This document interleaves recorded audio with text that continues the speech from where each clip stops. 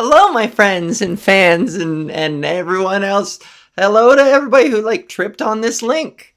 Welcome. Hi. I'm cozy as Helgis. What's up? It's me, Alval. Welcome to PodGis, episode 114.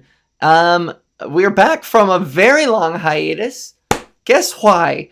Because if you are a fan of the video portion of this podcast, if you're more of a visual learner, if you like to look at my face and my body as I make all kinds of wild gesticulations and facial contortions, if you're a fan of all that shit, clearly you noticed the last episode did not. It went askew, it went awry, it went afoul. It went... every single word that you add an A in front of to make it the opposite of what it is, in the bad way, that's what happened to it. I don't know. Qu'est-ce que fuck? I don't know what in blazes happens here, you know? I set everything up the same way I've always done. I recorded the same way I always do. And now all of a sudden the video is all janky. And the video and the audio just dip in and out. And I have no idea how to fix this. I don't even know how the first thing to fucking look up to fix the problem. I don't know. So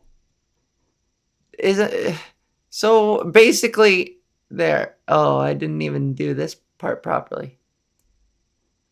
Whatever. So we're back. I got really frustrated and I just didn't want to fucking deal with it. I got so upset and so annoyed.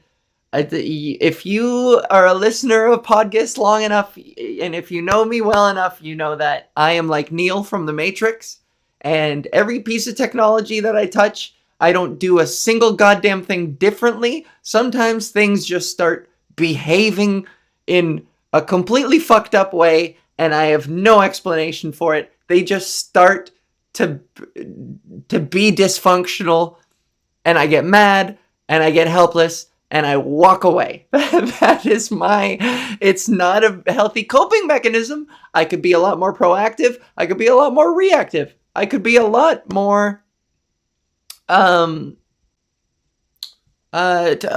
useful? I don't know. I could try harder. But see, here's the thing. I don't want to, okay?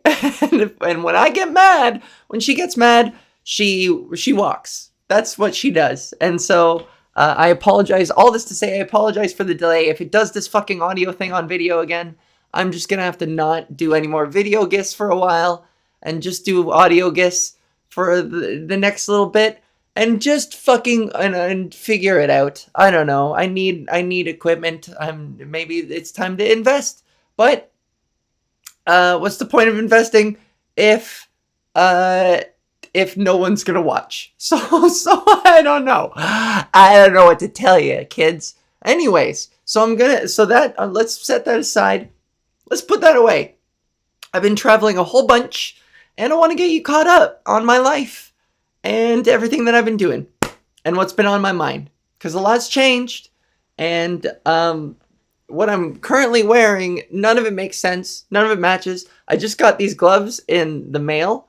So I'm super excited about these. Look, they're like My Chemical Romance arm warmers. My arms are so warm. Especially because I've been flailing around so much. Warm barms. Okay, this isn't helping anyone who listens. It's kind of itchy. It's like wool and fleece, but itchy. Just picture really long, friggin' cool gloves. Hell yeah. Takes me back to my high school childhood. Okay, so much has happened. I'm gonna catch you guys up, Alga style. I don't even know what that means, but it's my style. Trademark me style. Where do I begin? I've been traveling so much. The last episode I remember I recorded before I left for San Francisco and Vegas. Glug glug. Even the thought of Vegas, so dry is Vegas. So dry, don't you know? that I, even just thinking about it, made my throat all dry. So I had to have a sip of H2O. I went to, what are my notes saying? Because we're talking like 3 or 4 weeks ago now, baby. What are my notes? What are, frig. Oh, so I went to San Francisco to see one of my older friends. Not in age, but in time that I've known him for. Um, he got married, and in his speech, so we used to be on an improv troupe together. So it was a nice little reunion of all my improv boys. All my improv boys, almost all of them came. All of us traveled down to San Francisco, and it was nice. It was a little reunion for our buddies' wedding. And in his speech, he like shouted out a whole bunch of people, and then he shouted out us, his former improv troupe, and then dropped two very inside jokes that only we would understand, deep cuts, even within our group. And it was just for like 4 of us, but we thought it was hilarious. And this big thing of like 200 people. And I'm proud to say, one of the 2 references. Okay, listen. Oh, I'll fill you guys in on this. These are the antics. These are early Alval antics for your ass. Okay, so way back in university, our improv troupe would get together every week, and we would practice and do not drills. I wanted to say drills. We would do like exercises and stuff, and develop our skills and work together and like play games and stuff.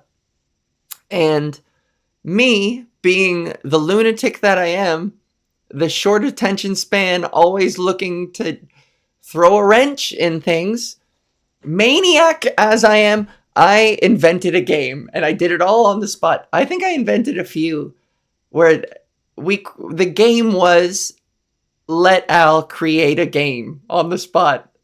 Like, I did this a handful of times, and this is the only one that stuck. God knows why, because here are the rules. So this was an improv game. It was a 4-hander, 4 people, maybe a host to like to corral everything together. But I think it was four people. Yeah, 4 people, and it was based around this character that I made up called Charles. And now Charles is a homeless man, a house deprived. What's the politically correct? Deprived of home, bereft of shelter. Charles is a bereft of shelter individual. That's right? And this bereft of shelter motherfucker. So the scene would be, it would take place in 2 different timelines. I made all of this shit up on the spot, right? While I was standing in front of the group, like, okay, so these are the characters. This is what we're gonna do. Now, Charles's voice, he would talk like this. You know what I mean? He would have like a low, gravelly grumble, and he would just kind of take weird pauses, or maybe like take a second to deliberate in his gravelly, grumbly voice. Sometimes he was making up a bunch of stuff that would even make your grandmother blush, you know what I mean? So he had isms. You could just make any kind of Charles's ism. But basically his voice, if you're like, if you come from my generation, was very much based off of Strong Bad and Senor Cardgage, especially from Homestar Runner. If you know that reference, then you're all right in my books. So anyways, there would be 2 scenes. There would be a present day and a flashback. And so Charles would be hanging out in his wherever you were allowed to. These were all, you could say whatever you want. Charles is hanging out, and a child, typically, but it could be anybody, it's up to the improviser, would come up to Charles, and they would strike up a conversation, and then at some point, the child or the second person opposite to Charles would point out a button on Charles's lapel. He would be like, "Yeah, I got all these buttons from a life well lived." And then the kid would be like, "Oh, so what's that button of like the pig on roller skates?" And so the kid would make up something and pitch it to Charles, and then Charles would be like, create a premise, a memory, and be like, "Oh, that was the button that was rewarded for being the best foreman at Shoehorn's Rollerblades Emporium. I used to test all the rollerblades. Now, this was before animal testing was illegal, but we used to try on rollerblades. We used to test the safety on all sorts of animals, and I was the best damn foreman that you've ever seen." And then, so they would set it up together, and then it would cut to two other people who would play the flashback. One person would be Charles, and the other person would be whatever other character is in that scene. And here was the rule. I don't know if this came up organically or if I made it up. I'm pretty sure I probably at some point was like, we need to, but also Charles needs to die. So I would always say, at the end of every flashback, Charles needs to die. It doesn't make any sense, but it makes as much sense as it calls into question the liability, the verifiability, the likelihood, the realism of Charles's memories themselves. So that was the fun part, was like, this guy is quite possibly, very likely making all this shit up. Rollerblades on pigs, testing rollerblades on animals. Get the fuck out of here. And so basically the objective for the flashbackers were to find a way to kill Charles. And then it would cut back to present day, and Charles would always have some unrelated non sequitur, like, and that was the third time I took Melissa Etheridge to the prom. And then and then the kid would go, "Oh wow, isn't that interesting? What a life you've lived. How about that button?" So you'd go 2 rounds typically, because it was a really long game. There was a lot going on. These are the rules. 2 flashbacks. Charles dies twice. And then, of course, after the second flashback where Charles is like, and then that hot air balloon was never seen again.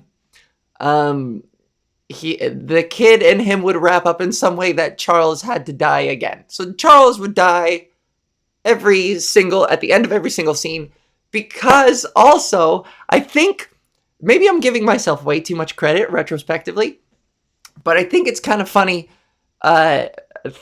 thinking that I naturally had the idea that, like, killing somebody in an improv scene is the most the cheapest, hackiest trick to just get out. It's like an eject button. It's an emergency out, and it's such a way to just kill a scene, however well it's going or however poorly. Once you kill your scene partner, once they're dead, it's over. What do you do? Unless they come back to life, and then nobody likes to see a dead person come back to life in an improv scene. Very rarely does it work. So in my head, I just thought it was funny that we would end every single scene with the cheapest improv trick in the book. And not only that, but make it like the nonsensical, the only consistent through line in this entire game. So that game had everything: time travel, buttons,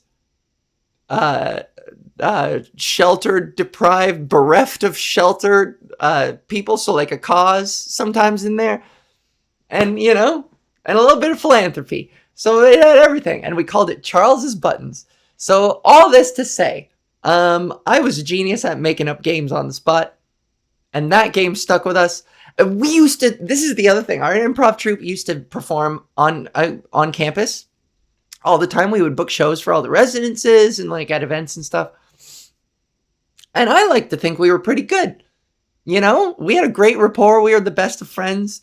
Most of the time we were entertaining each other, but it did translate. We were actually pretty good. I'm the only one who's stuck mostly with the comedy part. Besides my roommate and friend Steven. But what was I about to say? Fuck. Um, but what was I literally about? But Charles's buttons. So we were good at improv, and people liked us, and we grew like a little bit of we grew a little kind of following on campus. But Charles's buttons, nobody would understand that game, and we always got a critique or a criticism or some backhanded. People would be like, "That was such a great show. You guys were really funny." Um, Charles's buttons, it seemed like you guys were having fun. And that was the point. That game was only for us because it made zero sense. Just an inside joke in a game. And it was so stupid, and it had voices that only we really resonated with. It was silly. So anyways, all this to say, my buddy at his wedding referenced it and did like two little inside jokes, and it felt oh so familiar to be doing inside jokes in a room full of people just for each other. But that was really sweet. It was awesome hanging out with them. Man, we never get together. That was beautiful. Very precious. Me and my university friends. Hey, kid, what you got there? You got a little satchel, you're going to the Santa Claus parade? Well, that reminds me of the time that I was the chief architect of the great grandest float of all, the one that would carry Santa all the way through to the end. But unfortunately, I lost my job in a terrible hydraulics accident.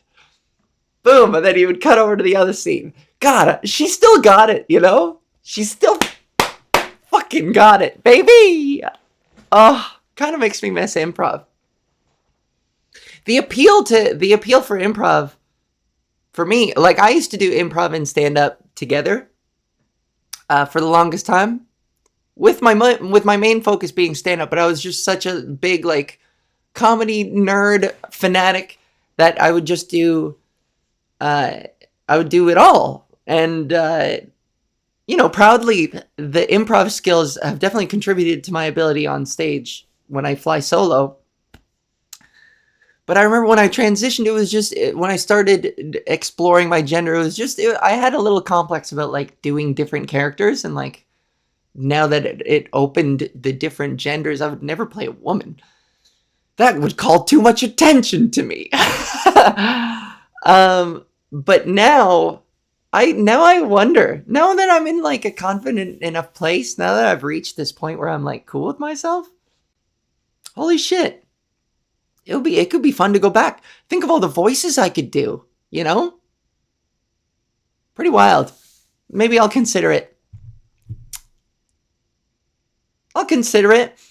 Part of me in my brain was always like, I worry that I've lost it too quick. Or there's also the imposter syndrome. I used to play this game for the improv troupe called Sybil. And this was my like expertise. And dead bodies, and dead bodies, where basically dead bodies would be two volunteers from the audience would sit down, and we'd tell them to just stay limp. Put your heads down, eyes closed, stay limp, stay relaxed, and just let me do everything. And I would stand behind them and manipulate their face, their eyebrows. I would grab their arms. I would make them engage with each other.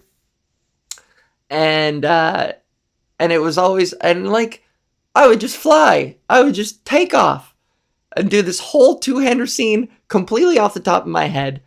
Of course, the voice always kind of essentially sort of sounded like this. That was always like the cheapest trick to get everyone to bust a gut laughing. But yeah, there was that game, and then Sybil too, where I would just get one word. Somebody would give me one word, and I would take off, and I would play every character in that scene, jumping around like Robin friggin' Williams. I'm not saying I was as good as him, but I'm saying I had some Williams-esque talent going on there. And I remember I kept doing them for shows, and they were great, and they were super fun. And then the first one that I bombed in front of an audience, I was kind of like, well, We had a good run. I was good for a while, and now I've lost it completely. I think it took two. I think I bombed one, and I was like, maybe I was just lucky this whole time.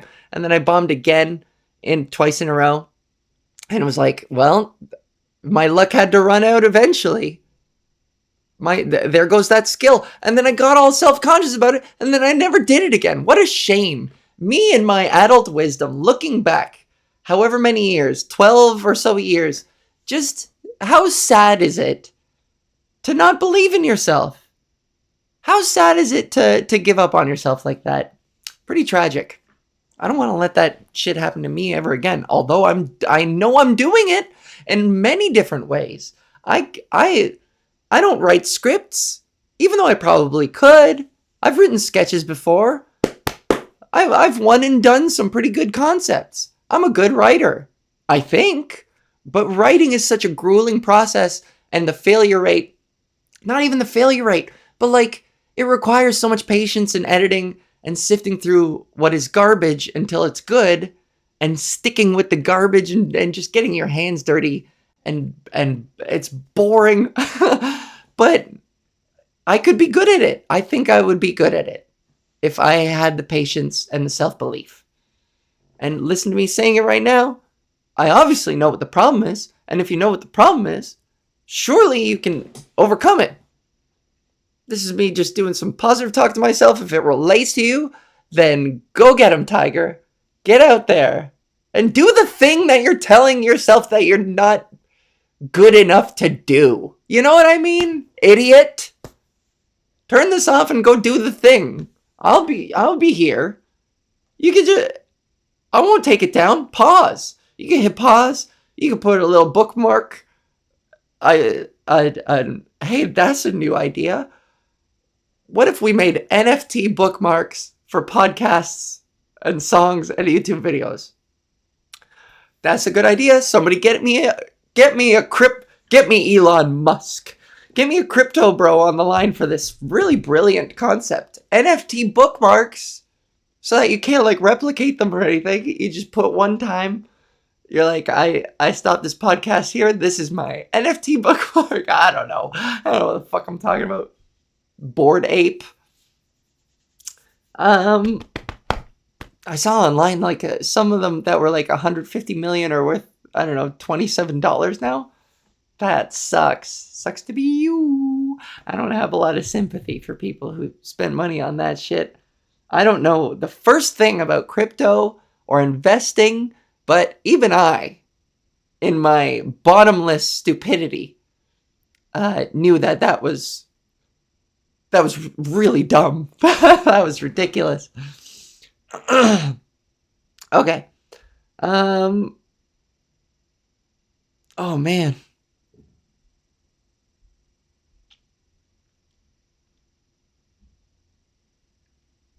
I have old notes here that I never deleted. I'll tell you this. I had an audition. I went in for an audition today. And I should preface this by saying I have a lot of actor friends. I'm in the arts. I know a lot of people from all walks of life, all different types of artists. But I gotta say, actors are the most annoying. Theater actors are more annoying. And then, it's a tie between theater actors and background actors. They've got to be like right there. Because, and I apologize if you belong to one of these two categories, but like, hear me out. There are some things you have to acknowledge about yourself. Maybe not background actors. I don't know. Listen, I had an audition today. Let's sink into it this way. I had an audition. I had a call back today for an audition, and I went in, and there were only like 3 of us in the room, waiting to go next. And this woman, it's for a trans role, so everybody's trans in the room. So there's a little sense of solidarity there, at least in my heart. And it made me realize that no matter how much solidarity I have for the trans community, uh, it will never trump. It'll always get trumped by my hatred for artists who are so full of themselves that it's ugh, and who like impose it. So, anyways, there was this lady, this trans lady, who was also auditioning for. It was a different part from mine. Not that that matters, but she, I gave her a warm smile in the room, said hi, how you doing, and she proceeded to monologue. She didn't ask me my name before any of this. She didn't ask how I was doing. She was just waiting, clearly waiting for somebody to acknowledge her because the insecurity just came pouring out, and she just listed all her recent credits. And it sounded, I mean, to an untrained ear, it would sound like she was a big deal. She was like, "Oh yeah, I'm just so tired. I got in last night after shooting Law and Order Toronto, the new series. You've heard of it, right? And I did that earlier this week as well. Like 2 days ago, I was shooting scenes with God, what's her face from Sex and the City? Stephanie something, Kim Cattrall. That's it. Way off. She was like, yeah, and 2 days ago I was shooting scenes with Kim Cattrall for this one show. It's on Netflix, by the way. And like, of course, just dripping with so much cockiness, just name drops McGee over here. Mrs. Name Drops McGee, formerly Mr. Name Drops McGee over here. Just like breathlessly, and not even checking in with me. It was another one of those conversations. I wish I could find one like catchphrase way of saying this. But basically the types of conversations where you sit there halfway through and you're like, you don't need me here for this. I don't need to be here. Like this would all play out the exact same way if I was standing over there and you were just talking past me to the wall. You know what I mean? I don't, just the essential I don't need to be here idea. I don't need to be here. Seems like you've got this. You got this all locked up for yourself. You have at her. May I be excused? You seem to have it under control. Anyways, that might be it. May I be excused? That'll be you might be a redneck if my Get Her Done Blue Collar Comedy Tour with Larry the Cable Guy and Al Val. Yeah, get her done. May I be excused? Anyways. And so, like I said, to the untrained ear, it sounds like this lady's killing it. And at first, I'm gullible. And even my ear is maybe half trained. My ear is slow. It's trained, but it's slow. And so, and my impulse to give people always the benefit of the doubt and to always think the best of the person that you've just met and to take people at their word all the time gets me in all kinds of trouble, but I wouldn't have it any other way. The whole time I was like, wow, this lady's killing it. Good for her. Of course, I thought that in my head because she wouldn't let me get a word in edgewise. But, and so finally, what did she say that tipped me off? Oh, yeah. And so after like going off for 4 minutes about all of this stuff that she's done, and oh my God, I love being an actor. It's so rewarding and fulfilling. And oh yeah, it's just, I never thought I would have this life, but like, here I am, just it's exhausting, but it's like such worthwhile work. And then she goes, but anyways, I've never done an audition before. I've never been in a room like this before. I've never had to go into audition. So this is like really new to me. And in my head, I went, oh, it all made sense all at once. She's a background actor. She's a background actor. She's never said a word on camera. They picked her just to jam her in the background, click clacking away on a keyboard. Doop doop doop doop doop. Yeah, when I was like, oh, okay. So what were the roles? And she's like, I was a secretary, and I got to type on a keyboard, and I was like, oh, good. It's not, and this isn't coming from a place of pettiness. Almost, I mean, it's a bit karmic hearing somebody boast so, fuck, what's the word I'm looking for? So inconsiderately for the listener, for someone to boast so audaciously about how I don't know. It wasn't, I swear to God, there wasn't any like insecurity, because I'm there in the room too. We're both equals in this particular situation. Not only that, but I am totally secure in how my career is going right now.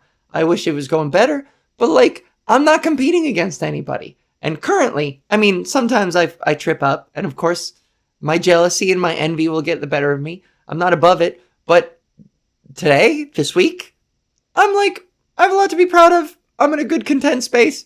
And this lady, I could tell was not a threat. Oh, this all feels a little mean now. But anyways, background actors, I'm starting to realize, are the most insecure, braggadocious people on the planet, who won't hesitate to tell you all the amazing stuff that they're doing and how badly they're killing it, when in reality, they're pushing too many pencils in the background of an office. They are being asked to stand around for 14 hours in a large crowd of people, and then director says, action, and you cross the street. And good for you. I'm sure you crushed the hell out of your role as person number 8 crossing the street. I bet you put one foot in front of the other like a motherfucker. I bet ain't nobody walking with as much regular personness as you. You know, in my conversation, quote unquote, with her, she was so good at background acting that I forgot she was even there. Ow! Oh no! Does that mean? I don't know. So anyways, that was a very laughable situation. Listening to this person so desperately overcompensate for what I assume they understand is like, you know, background work. Not to come down on it, but you're not exactly Robert De fucking Niro. You're not exactly Denzel Washington. You're not exactly Matthew McConaughey. You're not exactly the guy who played Morbius. Who's the guy who played Morbius? What's his name? I don't know. You're a background actor. You're not. It's not Morbin time for you. Morbius. God, I'm gonna be so mad when I see his name. Come on, put his name there. Oh, Jared Leto. There it is. Fucking Morbius. It was so funny how much everybody memed that movie. It was so funny how much everybody memed that movie. 15% on Rotten Tomatoes. That was my favorite, when people were like, it's morbid. It's morbid time. Okay, so background actors are annoying. Theater actors, I'm sorry, theater kids, you're annoying as fuck too. I saw this. There was a thing that went viral for a day on TikTok. I don't even know if it's viral, fuck it, whatever. But a former roommate of Lady Gaga, dorm mate, flatmate, whatever, former close acquaintance to Lady Gaga, I guess she has a podcast. It went viral. What the headline was basically, she was like, yeah, Lady Gaga's super talented, but back then she was annoying as fuck. We would be in the cafeteria having lunch and there was a piano in the corner, and she would always go up to the piano and crank on it and belt show tunes, and meanwhile all of us, we just wanted to have our fucking lunch in peace.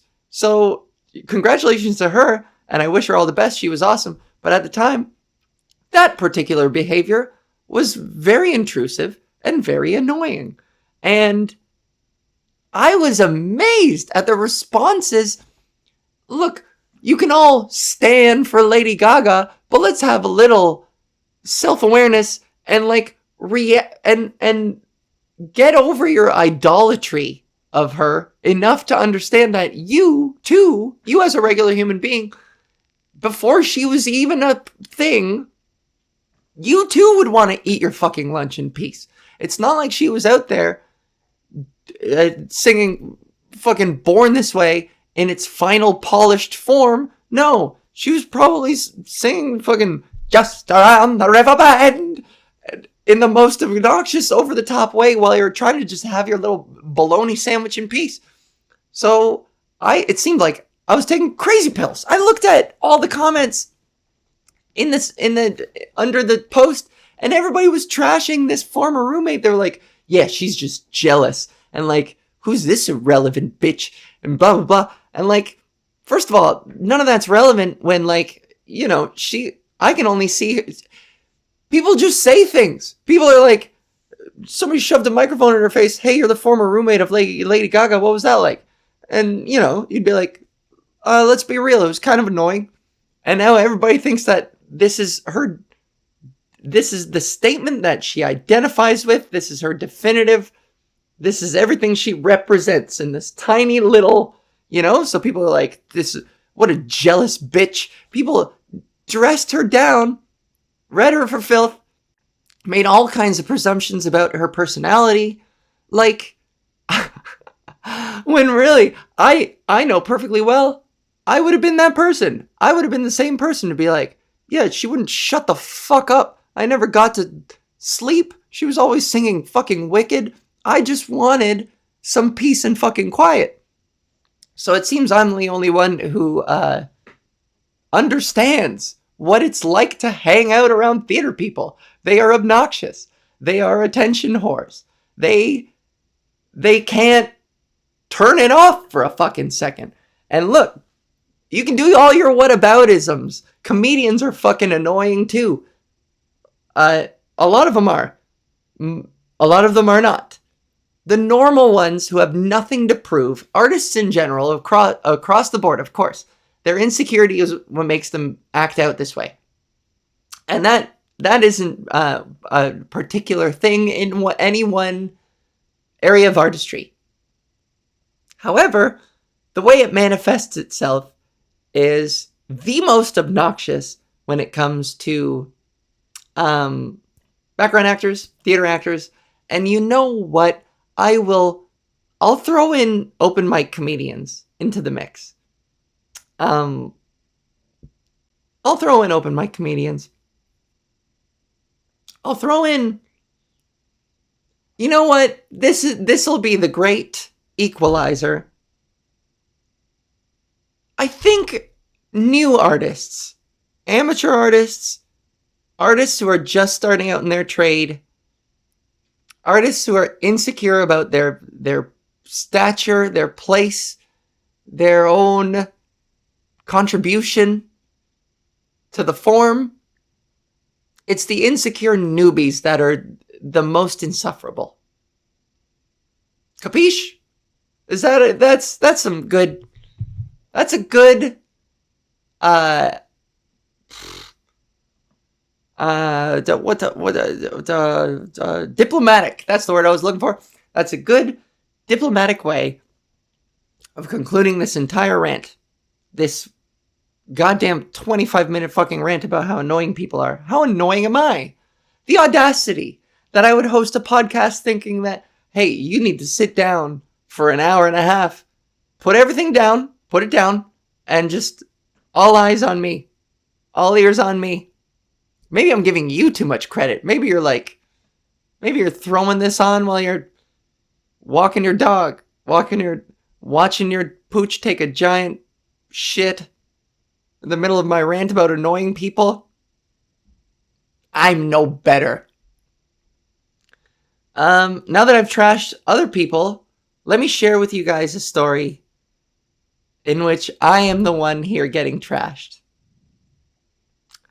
Um, and okay. This is a little bit more of a serious note, but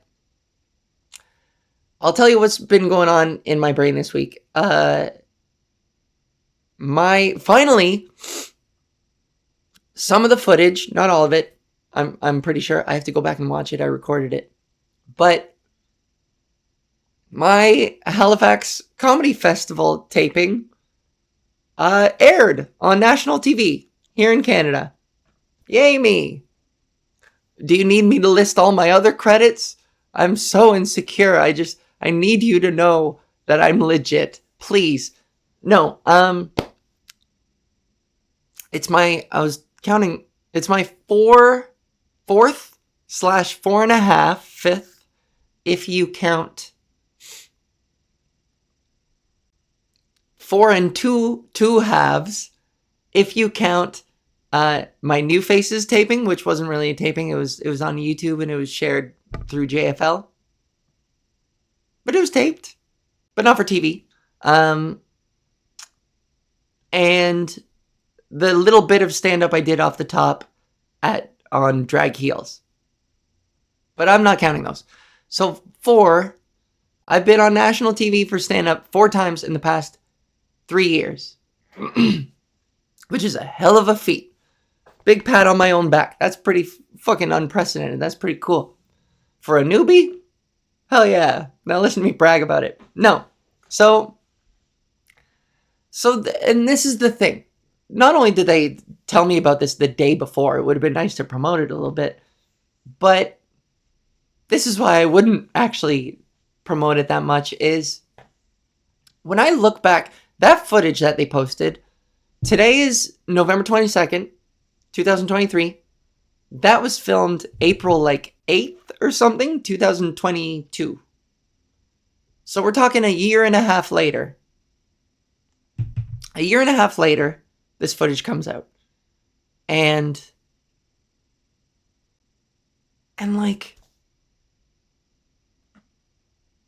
yeah. Wow. So when you transition, when you transition from one end of the gender spectrum to the other, or if that's your goal and you're taking hormones and you're working on your voice and everything else that comes with the whole process of transitioning,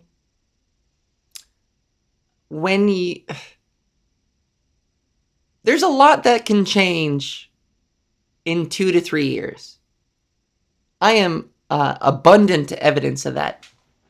And while I understand that most trans people would love to have their past erased and to not acknowledge it because it's a source of a lot of pain and discomfort and anguish, I choose to live differently. My past is kind of part of what makes me who I am. And not only that, but I'm a comedian. I work in an industry where everything I do is very public facing. Just by virtue of my career choice, everything I do is pretty much on display. I mean, I can curate it, but I very clearly don't. It's all just bleh. I just verbal diarrhea. I just give you everything. Too much, I would argue. But can't stop, won't stop. So that said, I've always prided myself on the fact that my stand-up act, and therefore every taping that I've done, has been a reflection of who I was at the time. I write what I know. And I love that I do that. I love that I'm good at that. However, it's an interesting psychological emotional battle that I have to do every time this footage comes out, because it takes a long time for things to go from tape to broadcast. And this was a year and a half, and a lot can change in a year and a half. And when you're trans and you look at your past self, it's difficult to look back on yourself in your different phases with kind eyes, and I try to do my best. However, that attempt to be kind to my former self is challenged by the fact that this goes out for everyone to see. Everyone gets to scrutinize it. Everyone gets to judge me. And so, I don't blame people for this, but no one's going to have the insight to watch me on TV and go, oh, yeah, well, this probably happened in the past. If they're airing it now, this happened a while ago. No. What you're seeing is like, wow, this person currently is ugly and manly and loud and obnoxious. Oh, I'm being so mean to myself. But what I'm trying to say is, while I had to be that like clumsy, boisterous,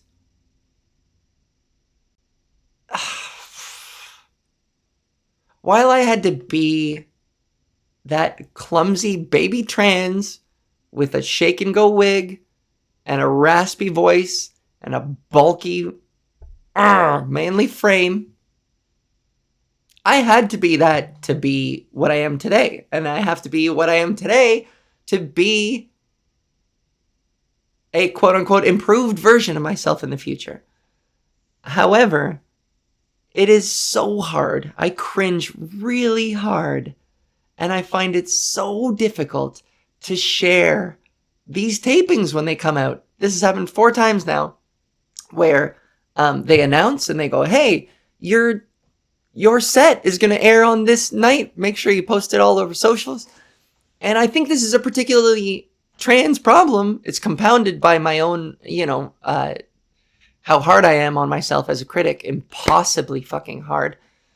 But I feel like most comics don't have as severe an issue with it as I do, because they don't transform. They haven't transformed nearly as much as I have. So I do look at those tapings with a little bit of embarrassment and shame and cringiness. And it's hard for me to share those, knowing that I won't be scrutinized for the progress that I've made since. But instead, I will be, I just anticipate the hate and the scrutiny and the criticisms and the superficial insults about my looks and my voice. So insecure about my voice. But it's like, this is the kind of time travel in essence. I'm sort of presenting you a past version of myself currently. I just wish I could shake people through the screen and be like, find me now. Look at how much I've improved. Believe in the power of time and change. I've changed. Maybe not a lot. Maybe my voice is slightly less masculine, but it's just as irritating. I'm still the same essential person. But I've changed. I've gotten better. I just want to scream at people. I've gotten more feminine. I want to stand as proof that, like, people who transition they get happier. It's good for us. Stop believing the fucking lies out there about groomers and people who regret their transition. Statistically, it's like less than 1%. The rest of us thrive. We fucking thrive if you give us the time. Anyways, why am I thinking about all this when it's just a stupid set that I did? Anyways, I also want, every time you film a set under someone else's editing prowess, you always in your head, you're like, you better do me justice. And I always feel like I have to explain to people, I'm like, well, they cut the joke in this way. It actually goes like this. And I've been working on that bit since then, and it's even better. So what you're seeing is an old. I just want to give disclaimers. I just want to disclaim everything. But I promise you I won't do that for my special, because it always helps when you retire jokes. So those jokes are retired. So I have no way of, I don't even get to claim that they've improved, because I've essentially retired them. A lot of them I still like to do. And let's be honest, I don't have a new hour in my pocket that I could just whip out. So, yeah, it just gives me such a complex. Like, I am really deliberately fighting against this oh so common feeling so many trans people have of like, the past is too painful. I would rather not reflect on it. I would rather not have it brought up. Just leave it behind. Like the desire to not look back is still very strong. But you know, my past will just always be there.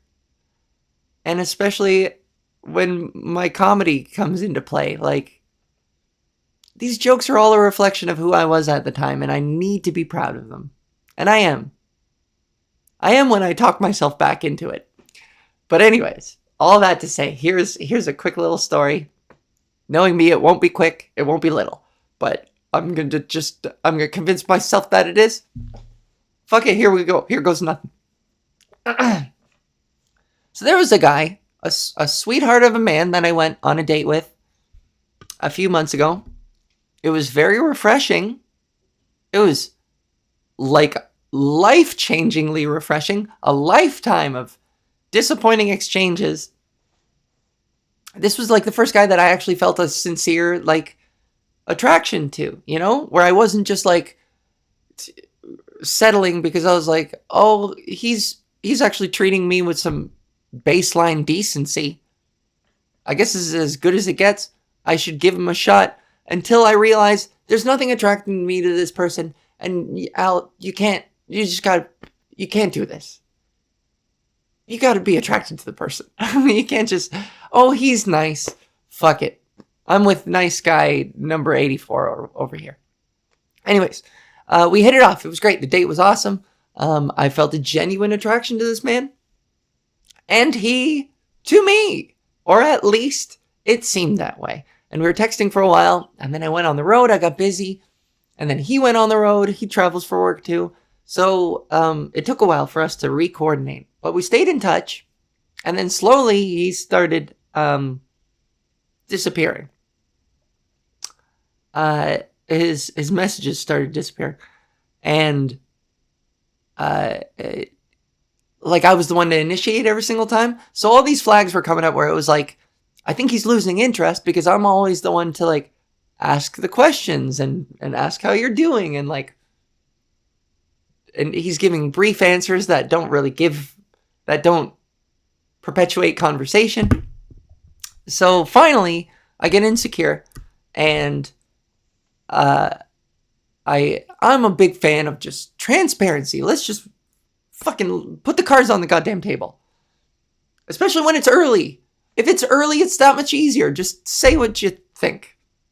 Which I'm a hypocrite because I don't do that sometimes. And if I'm not into it, I still stick around for too long hoping that I'll change my mind. He's nice. Anyways. So I messaged him to say, hey, I noticed that you're falling off. Your messages are getting a little bit more dispersed and sporadic. If you're not interested anymore in me, please just let me know. I won't take it harshly. There won't be any hard feelings. I would just love... I just don't want to... I feel like I'm harassing you, and I feel like I'm initiating everything, and I just want to make sure that, like, the feeling is reciprocated if we're going to proceed, because I just don't want to harass you. So tell me what's up. Just tell me you're not interested and I'll leave you alone. And he calls me and he says, listen, I know I've been distant. I've had some pretty life-changing news recently. He said, I found out that I have throat and neck cancer. I have a lump in my throat. And, this is, and I'm going to have to go through chemo, and it's like progressed, not severely, but, this is going to require all my attention and energy. It's going to take a lot out of me. And I just don't have the bandwidth for a relationship or to like court anyone right now. So I hope you understand, but like, I have to deal with this right now. And I remember just sitting there on the phone, heartbroken for this guy, and just thinking, just my luck. Why do all these things always happen to me? That's a little naughty, isn't it? Like, fuck, why can't I catch a break, huh? Oh, God, that's so dark. Oh, sorry. It is really sad, though. I get a lump in my throat just thinking about it. Oh! Oh, no! Did I lose some listeners on that one? Oh. Hey, I thought that was funny. But if you're upset with me about that, don't worry. I get my comeuppance right here. And it's all going to come together now. So, including all the stuff I was talking about previous tapings. So, my first ever taping that I did was New Wave of Stand-Up. And it was we taped the year COVID hit. I looked it up the other day. And I was like, fuck, committed to memory. New Wave of Stand-Up Season 1 release date. Aired on July 17, 2020. It was episode 3 of season 1.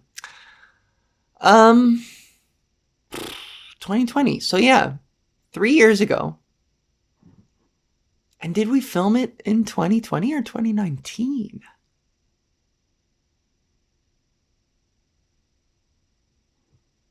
Did we film it we filmed it in 2019. I'm pretty sure. I'm just going to say we did. No, in 2020. I'm just going to say we filmed it in 2020.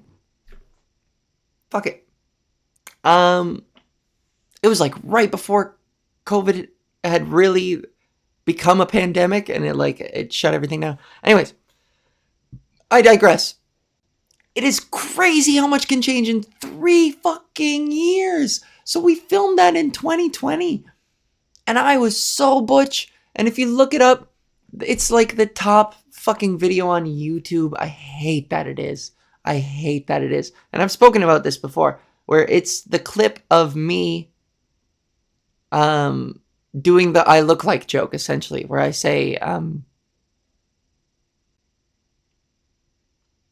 YouTube's algorithm, I just wanted to click on all the videos. Fuck. If I type in Alval. There it is. Modern midlife crisis. It's a 1.5-minute joke where I am just so butch and flexy and manly and loud and obnoxious. And so, anyways, it was filming. Wow. I'm just seeing all of me on here. Are there any comments on this one? No comments. Yeah, good. Keep it that way. I don't want anyone to see that. Oh my god. Okay, I need to... Holy shit. I've guested on so many podcasts. Holy shit. I could use all this as press for my Oh my god, for my fucking US work visa. Oh, okay, I digress. I'm digressing so goddamn hard. What the even hell is that? Okay, fuck. Stay on fucking topic. You guys must be so pissed at me. Anyways, so this is a video from 3 years ago, filmed 3 years ago. Anyways, so date guy. Jesus Christ.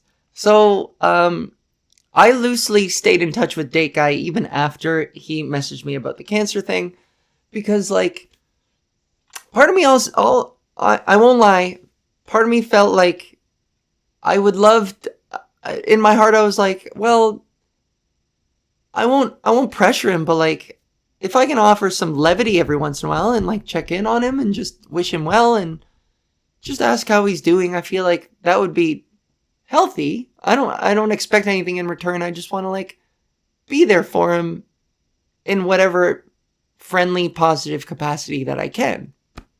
Even if it's a little joke here and there, just to brighten his day.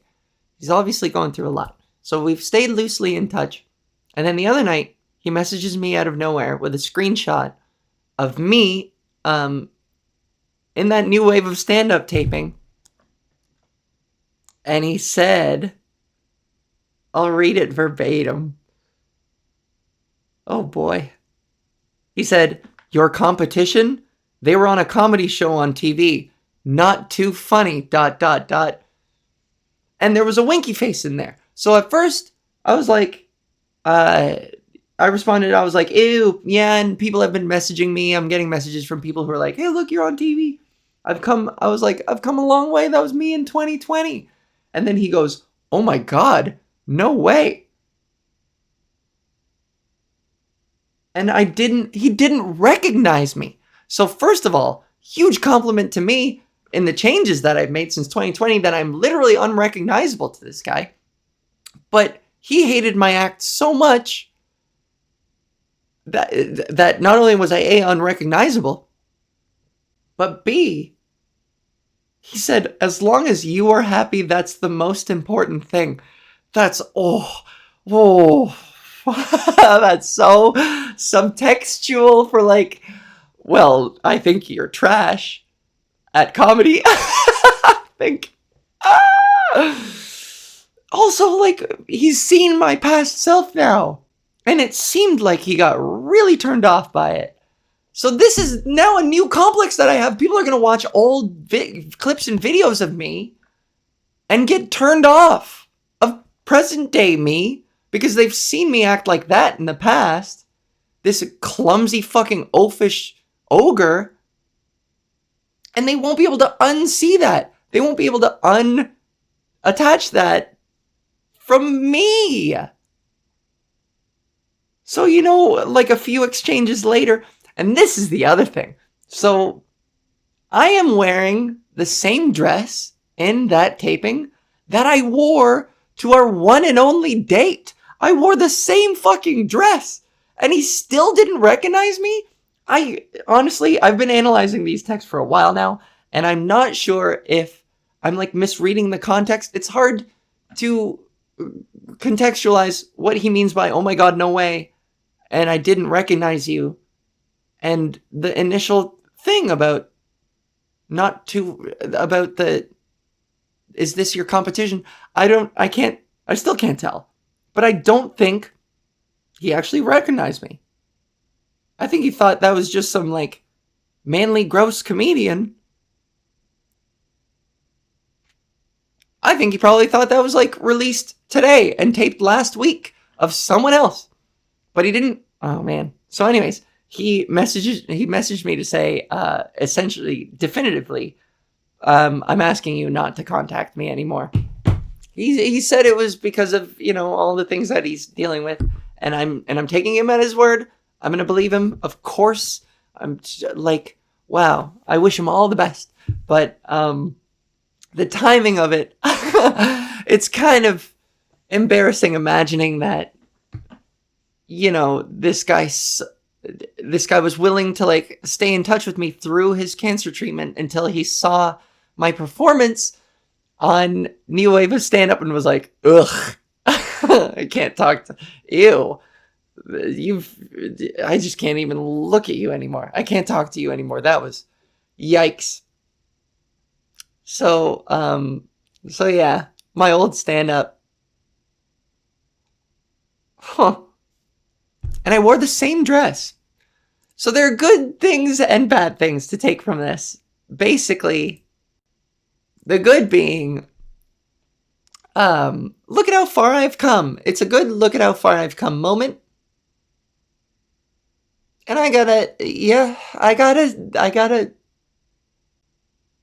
dwell on that, maybe. And I still have my health. That's always good. Grateful for that. I have come a long way. And it's nice to acknowledge that. But basically I've been traumatized into developing a new anxiety, a new insecurity that whoever my next prospect is, whoever's courting me next, is going to see old clips of me and immediately never be able to get a boner again looking at me, that they won't be able to unsee and unhear the things I've joked about in my past and how I looked. This is a real trans nightmare come to life, and I've never experienced anything like this viscerally until now. Like, I've not even dated, I've like potentially hooked up with or like chatted with guys who are like, that's a hard line for me. I don't want you acknowledging your like boyhood. I'm not into that. That's a huge turnoff. I just don't want to be reminded about any of that. I don't want to see you in that way. I want to see you as you are now and like appreciate you as you are now, which there's some things in there that are like nice and wholesome, but there's some things in there that are kind of like revisionist and insincere and insecure and a bit demeaning, dehumanizing in a way. That's like, I don't know. It's both. Kind of complicated. I should unpack that sometime. Boy, wouldn't you love that? But basically now I have a complex. Now I'm just afraid that people are just gonna, fuck. So much of my past is on display and it's gonna turn so many people off. But fuck it. I want to be able to like date somebody who is secure enough in themselves and resilient enough, who's like attached to, who's living in reality enough to know, like, this is my past. My past is my past. It contributes in small part to who I am today, but it's not who I am it's not who I was back then, isn't who I am standing before you right now. You know? I've always been a good person. I want to be able to date somebody who's like, I want to be able to be around people who aren't hung up about shit like that. We were all different people. Look, if what somebody was in their past prevents you from hooking up with them in good conscience, then you shouldn't be hooking up with anybody. Because at one point, we were all children. So, by your logic, that kind of makes you a pedophile. You know? If hooking up with a trans woman who used to be a man makes you gay, then everyone who's out there fucking right now is a pedophile. Including you, my listener. So strap that logic on and give it a whirl. Stand on your bed and helicopter that logic around. Take off your clothes, strap on that logic, and do some helicopters on your bed. Anybody else who's in the house, call them into the room and helicopter that idea around while you're naked on your bed. Oh God, I've been watching. I think that's everything I wanted to say about that. It takes me a long time to make a single point, but I really do like to dismantle and dissect and get in every fucking nook and cranny. It's a lot, it's intense, but you know, This is therapeutic to me. Fucking, so just shoot me, you know? I'm working it out. I'm working it out live in front of you guys. And as is so often the case, by the end of PodGis, I get a nice little headache going because I didn't breathe enough and I didn't take sips of water enough. And hindsight is 2020. And if only I could go back to the beginning of this episode and watch it and cringe at my past self. Boy, what the fuck was I thinking wearing that giant pink woolen sweater with these gloves and these pajama pants? What a terrible choice. Why would I ever put this up online for all to see? Fuck it. That's a problem for future me.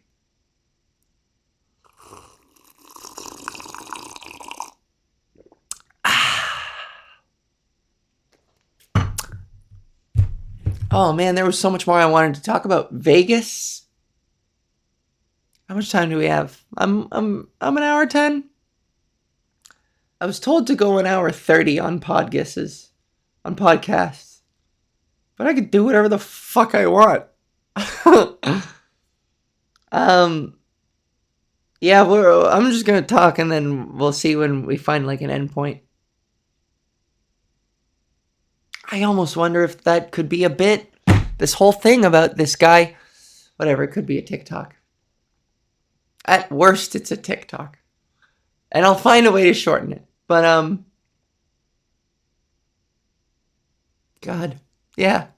In summary, I went on a date with a guy. Things went well. We've been in touch. And then he saw an old taping of me on TV in the early stages of my transition. And he was so turned off that he told me not to contact him again. That's pretty much it. Oh, that's so funny.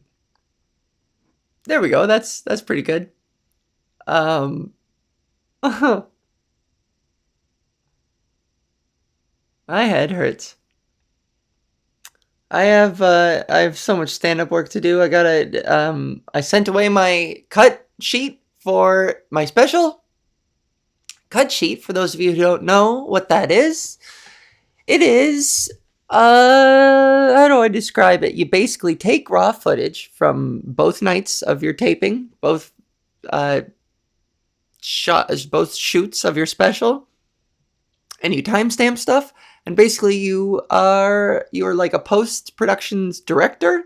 And so I sat there and I went, I want this joke from night 1. When I say this line at this time, switch over to night 2 at this time when I start with this line, and so and back and forth and such. So I finished that. I got the first draft of cover art for my for the cover, for the album cover. Oh, it looks so fucking cool. It looks so cool. I want to describe it to you, but I won't.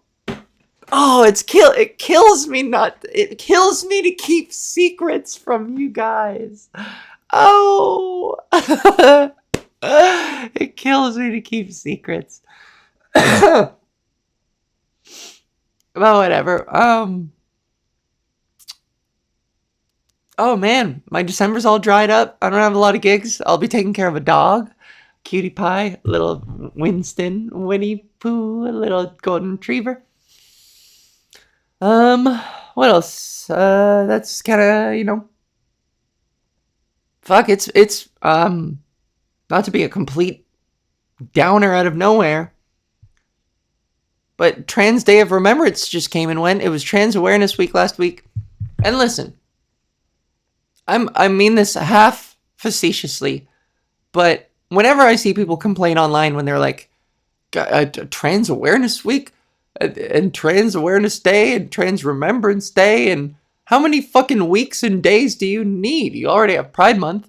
And like, there's a privileged part of me, I'm calling it out as privileged, that's like, yeah, I mean, we're just basically shuffling in and out a single word to just give it new significance. I don't know how much of all of this we need. And especially Trans Awareness Week feels redundant when we are essentially the focal point of this culture war. seems like people are pretty abundantly aware of us when literally Republicans are red-faced screaming at us that we're groomers online, and we're getting out here fucking murdered every single day. So, but Trans Remembrance Day is very important. I'm not taking away from the importance of any of this shit, because Trans Remembrance Day is a day to remember people who have lost their lives to both suicide and to violent hate crimes. And that needs to be something that we vocalize and show the world to see just how that we're not fucking insane, that it's a real problem, and that we need to do better as a fucking society, and that this is a real issue, violence against trans people. However, and oh fuck. So every post that I saw online, especially on Twitter, I saw, one on Instagram too, where the comments underneath, all it was a somber recognition of Trans Day of Remembrance for people who have literally been fucking murdered in cold blood. And the comments are all people just dancing on trans people's graves and celebrating and saying the cruelest fucking things. And it's so disheartening. It's devastating. Because the hate really drowns out the support. When you see one post in support and every comment, 100% of them, I'll say 99% of them are people being like, yeah, good, kill more. Fuck, man. That's terrifying. These people are out there. They fucking walk among us. I try not to live in such a bubble. I sit on the subway and I look around. I glance at people. And, I've been harassed a few times. I've had slurs muttered under breaths, but that's, I've had coffee thrown at me. I've had my safety threatened verbally. But it's never spilled over that. And I guess my point is, you never know. I look around at all these strangers on this train, and maybe I'm online too much. That could very well be the reason why I feel this way. But I look around on the subway train and wonder, how many of these people, first of all, identify me as trans, but secondly, harbor literal hostility towards me, wish me harm, but aren't doing anything because they're in a public space and they know that there will be repercussions. But how many people out there would if there weren't? It's distressing. I have it lucky, and even as one of the lucky ones, it feels perilous, and it feels ever increasingly perilous. And I joke on stage about being called brave and just how silly it is, and how my self-opinion will never allow me to acknowledge that. But that is mostly a joke. I do think that I'm fucking hella brave. Can I just say that? Motherfuckers, I'm brave as shit. I think it takes so much fucking bravery to be trans. God damn it. So much. So, if you're out there and you're listening and you're trans, fucking hang in there. Good for you. I can't promise that it'll get better. I can promise that I'm one of the ones trying to make it so. In whatever way I can. In whatever way I know. Yeah, wow. What if I was about to say that this feels like a good note to end on. It feels heavy as shit. But I feel like if I were to end it here, it would appropriately give it that significance. I think I joke a lot.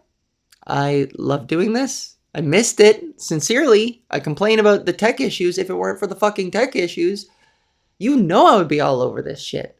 And as long as I have an audience, I will happily keep doing this. With joy and glee and with a plucky attitude and with humor and with as much grace as my clumsy ass can muster and as much focus as my scattered fucking smashed sushi goldfish brain. um but yeah, behind all that,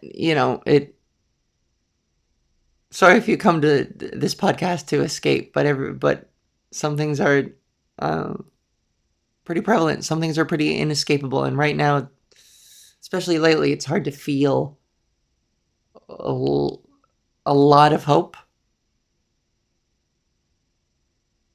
But you know me, I'll just generate some more. And I'm out here doing my best. And if you're out there and you're trans and you're doing your best, then that is good enough. And your existence is good enough. So hang in there. Hang in there. I love you. Thank you for watching. Thank you for listening. Have a good week.